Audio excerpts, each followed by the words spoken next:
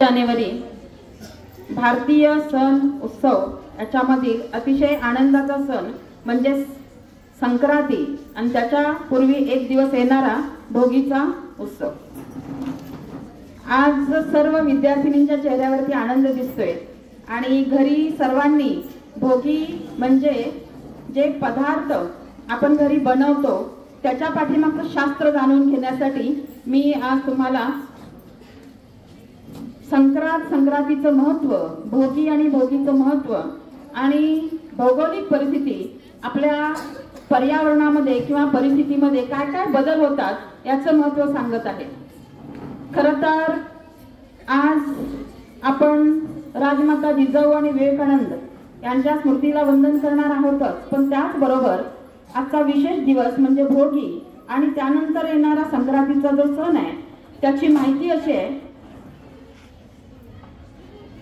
संक्रांतीच्या कालावधीमध्ये जो संक्रमणाचा काल आहे त्या संक्रमणाच्या कालावधीमध्ये काय काय बदल होत असतात आपल्या शरीरामध्ये, त्याचबरोबर या पृथ्वीच्या वातावरणामध्ये, त्याची आपल्याला माहिती असणं गरजेचं आहे।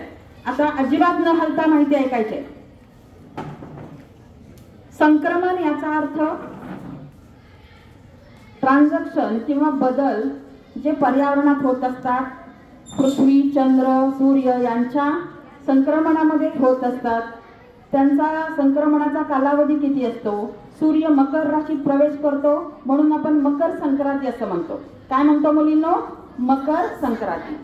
संक्रांतीच्या वेळेला आपले पूर्वज, आजी आजोबा यांनी कधी मेडिकलचं शिक्षण घेतलं नसलं तरी ते खूप तज्ञ डॉक्टरांपेक्षा हुशार होते, कारण त्यांनी आपल्या खाद्य संस्कृतीमध्ये त्यावेळेला कोणते बदल करायचे किंवा त्या दिवशी काय खायचं हे सांगितलेलं आहे। मुलींनो, आजच्या दिवशी आपण सगळ्या भाज्या मिक्स करतो, बरोबर आहे ना, आणि बाजरीची भाकरी त्याला तीळ लावतो।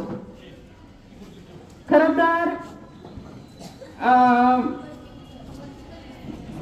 बाळा अजिबात डिस्टर्ब नाही, हे जे चाललेलं आहे ना, आय डोंट वॉन्ट इट। मुलींनो, एका जागी स्थिर बसा। काही गोष्टी अशा असतात की ज्या गांभीर्याने घ्यायच्या असतात, तिथंही जर अशा पद्धतीचं जर केओस असेल, केओस म्हणजे गोंधळ, तर ती गोष्ट प्रभावी होत नाही। या सर्व विद्यार्थिनींचं लक्ष इकडे पाठीमाग असतं।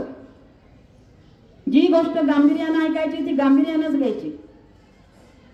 आजच्या दिवशी आपण जे आपल्या ताटामध्ये येतं आणि ते का महत्वाचं आहे ऐकणं, तुमच्यासारख्या तुमच्या वयाच्या वयोगटाच्या मुलींनी त्याचं महत्त्व आता लक्षात येईल तुम्हाला। भोगीच्या दिवशी आपण सगळ्या पद्धतीची व्हेजिटेबल्स म्हणजे फळभाज्या, पालेभाज्या, अगदी गाजर असेल, वांगा असेल, पावटा असेल, त्याचबरोबर शेवगा असेल, हरभरा असेल, हे सगळे पदार्थ मिक्स करतो आणि त्याची भाजी करतो, बरोबर आहे ना। त्याच्यातून आपल्याला सगळ्या पद्धतीचा समतोल आहार मिळतो। भाज्यामध्ये असणारे सगळे व्हिटॅमिन्स मिळतात, vitamin A, B, C, D, E, K आणि जीवनसत्व थोड्या प्रमाणात जरी असली तर ती अत्यावश्यक असतात शरीराच्या वाढीसाठी आणि शरीराच्या प्रक्रियेसाठी। त्याचबरोबर कर्बोदके, प्रथिने, मेद, जीवनसत्वे, खनिजे, पाणी, तंतुमय पदार्थ हे समतोल आहाराचे जे घटक आहेत, म्हणजे carbohydrates, proteins, lipids, minerals, vitamins, roughages, water, हे सगळे पदार्थ